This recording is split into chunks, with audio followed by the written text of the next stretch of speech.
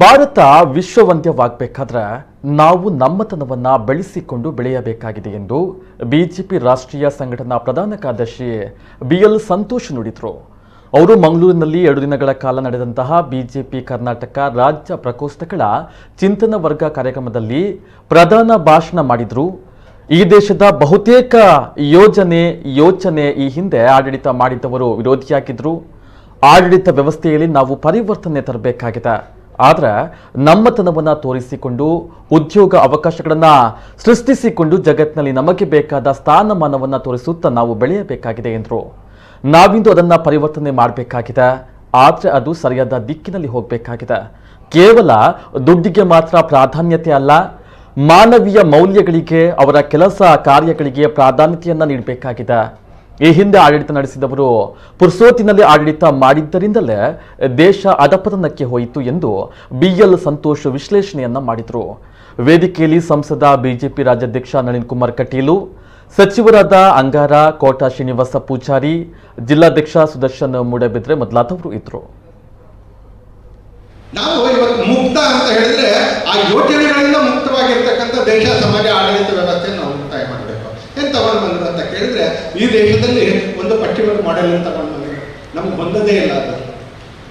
ನಮಗೆ ಬೇರೆಯವರು ಹೊಂದೋದಿಲ್ಲ ಅಂತಲ್ಲ, ಬೇರೆಯವ್ರದ್ದು ತಗೊಳ್ಬೇಕಾಗತ್ತೆ. ಆದ್ರೆ ನಮ್ದೇ ಆಗಿರ್ತಕ್ಕಂಥ ಒಂದು ರೀತಿ ಇದೆ ಅಂತಲೇ, ಆ ರೀತಿಯ ಆಧಾರದ ಮೇಲೆ ಎಲ್ಲರ ಕೈಗೂ ಕೆಲಸ ಕೊಡ್ತಾ, ದೇಶವನ್ನ 2 ಕಾಲಗಳ ಮೇಲೆ ನಿಲ್ಲುತ್ತಾ ಅಂತಲೇ ದೇಶದ ಪ್ರತಿಭೆಗಳಿಗೆ ಅವಕಾಶ ಕೊಡ್ತಾ, ಜಗತ್ತಲ್ಲಿ ಭಾರತಕ್ಕೊಂದು ಸ್ಥಾನ ಏನಿದೆ ಅದನ್ನು ಉಳಿಸ್ಕೊಂಡು ಮತ್ತಷ್ಟು ಗೌರವವನ್ನು ಸಂಪಾದನೆ ಮಾಡ್ತಕ್ಕಂಥ ಒಂದು ವ್ಯವಸ್ಥೆ ಬೇಕಾಗಿತ್ತು. ಆದ್ರೆ ಭಾರತವನ್ನು ಭಿಕ್ಷೆ ಮಾಡಿಬಿಡುವಂತ ದೇಶ ಮಾಡಿಟ್ರು.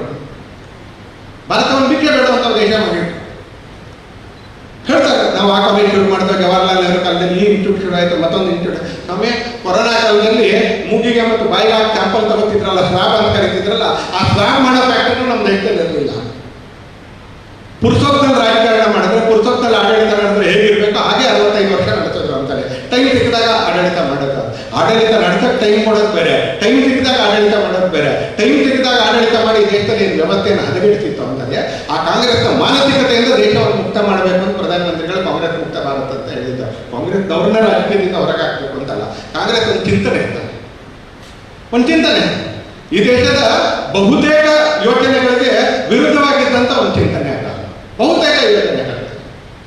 ನಾವು ಅದನ್ನು ಪರಿವರ್ತನೆ ಮಾಡಬೇಕು ಅಂತ ಬಂದಿದ್ದೀವಿ ಅಂತಂದ್ರೆ, ರಾಜಕಾರಣದಲ್ಲಿ ಜಾತಿ ಬೇಡವಾ ಅಂತ, ಜಾತಿ ಬೇಕು ಅಂತಲೇ. ಆದರೆ ಜಾತಿವಾದ ಬೇಕಾ ಅಂತ ಕೇಳಿದ್ರೆ ಜಾತಿವಾದ ಬೇಡ.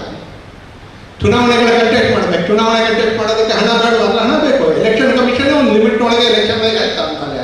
ಆದರೆ ಇವತ್ತು ಈ ದೇಶದಲ್ಲಿ ಹಣ ತಾಂಡವವನ್ನು ನಡೆಸುತ್ತೆ ಅಂತಾರೆ, ಎಲ್ಲರೂ ಕಲ್ತಾರೆ. ಇವತ್ತು ಅದನ್ನು ಕಡಿಮೆ ಮಾಡಬೇಕು ಅಂತಾರೆ. ಅರ್ಹತೆಗಳಿಗೆ ಪ್ರಾಧಾನ್ಯತೆನೇ ಇಲ್ಲ, ಹುಟ್ಟಿಗೆ ಮಾತ್ರ ಪ್ರಾಧಾನ್ಯತೆ, ಅರ್ಹತೆಗಳಿಗೆ ಪ್ರಾಧಾನ್ಯತೆನೇ ಇಲ್ಲ. ಕಾರ್ಯಕರ್ತರ ಹಂತದಲ್ಲಿ ಪ್ರತಿಭೆಗಳೇ ಇಲ್ವಾ ಅಂತ ಕೇಳಿದ್ರೆ, ಕಾರ್ಯಕರ್ತರ ಹಂತದಲ್ಲಿ ಅಪಾರ ಪ್ರತಿಭೆಗಳಿದೆ. ಆದರೆ ಸಿಗಬೇಕು ಅಂದ್ರೆ ಜಾಗ ಇರಬೇಕಲ್ಲ. ಮೆರಿಟಿನ್ ಪ್ರಶ್ನೆ ಅಲ್ಲ, ಇದು ಆಲ್ವೇಸ್ ಕ್ವೆಶ್ಚನ್ ಆಫ್ ಆಪರ್ಚುನಿಟಿ ಅಂತಲೇ. ಜಾಗ ಇದ್ರೆ ಮಾತ್ರ ಬೇರೆ ಪ್ರತಿಭೆಗಳಿಗೂ ಅವಕಾಶ ಸಿಗುತ್ತೆ. ವಂಶವಾದವನ್ನು ಹೇಳ್ತಾ ಅಂತ ಇವತ್ತು ನಾವು ನೋಡ್ತೀವಿ. ಎಲ್ಲಿಂದ ಟ್ವೀಟ್ ಮಾಡ್ತಾರೆ ಅಂತ ಗೊತ್ತಿಲ್ಲ ರಾಹುಲ್ ಗಾಂಧಿ, ಯಾಕಂದ್ರೆ ಪಾರ್ಟ್ ಟೈಮ್ ಪೊಲಿಟಿಷಿಯನ್. ಅವರೆಲ್ಲ ಇದನ್ನ ಇಟ್ಕೊಂಡು ಇಲ್ಲಿವರು ಟ್ವೀಟ್ ಮಾಡ್ತಾರೆ ಅಂತಾರೆ. ಬೆಳೀತಾ ಹೋಗ್ತಾರೆ, ಪ್ರತಿ ಸಲ ಮೂರ್ಖರಾಗ್ತಾ ಹೋಗ್ತಾರೆ. ಹೀಗೆ ಒಂದಕ್ಕೆ ಲಾಯಲ್ಟಿ ಯಾವುದಕ್ಕೆ ಅಂದ್ರೆ, loyalty not to merit, loyalty ಯಾವುದಕ್ಕೆ ನಾಟ್ ಫಾರ್ ಕಮಿಟ್ಮೆಂಟ್, ಲಾಯಲ್ಟಿ ಯಾವುದಕ್ಕೆ ನಾಟ್ ಫಾರ್ ಎಫಿಷಿಯನ್ಸಿ, ಲಾಯಲ್ಟಿ ಯಾವುದಕ್ಕೆ ನಾಟ್ ಫಾರ್ ಹಾರ್ಡ್ ವರ್ಕ್. ಪರಿಶ್ರಮಕ್ಕೆ ಲಾಯಲ್ಟಿ ಇಲ್ಲ, ಬದ್ಧತೆಗೆ ಲಾಯಲ್ಟಿ ಇಲ್ಲ, ಪ್ರತಿಭೆಗೆ ಲಾಯಲ್ಟಿ ಇಲ್ಲ, ಪರಿಶ್ರಮಕ್ಕೆ ಲಾಯಲ್ಟಿ ಇಲ್ಲ.